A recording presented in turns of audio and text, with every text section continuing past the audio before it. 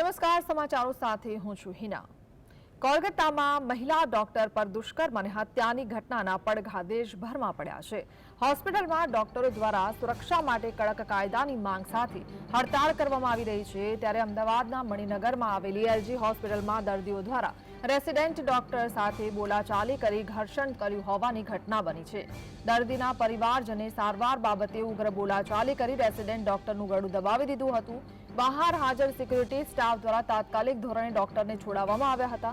આ ઘટના બાદ રેસિડેન્ટ ડોક્ટરો ઇમરજન્સી સારવારથી અળગા રહ્યા છે। જો કે સુપ્રિન્ટેન્ડન્ટ સહિતના ડોક્ટરો દ્વારા તેમને સમજાવવામાં આવતા ફરીથી કામગીરી શરૂ કરી હતી।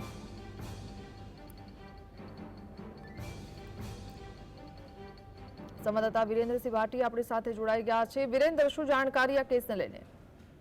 બિલકુલ થી હિના કે જે સુરક્ષાના દાવા વચ્ચે અમદાવાદની જે એલજી હોસ્પિટલ આવેલી છે તે એલજી હોસ્પિટલની અંદર ડોક્ટર ઉપર હિચકારો હુમલો કરવામાં આવ્યો હતો।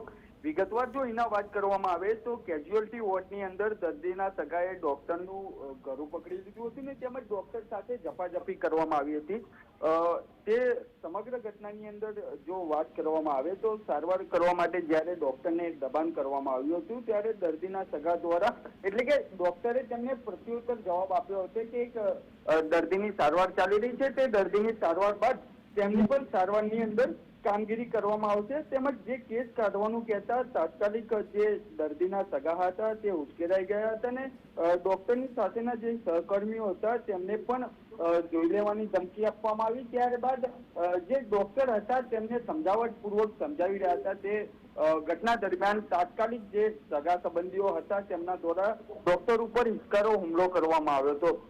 તદુપરાંત મણિનગર પોલીસને જાણ કરતાની સાથે જ મણિનગર પોલીસ દ્વારા 2 લોકોની હાલ તો ધરપકડ કરવામાં આવી છે।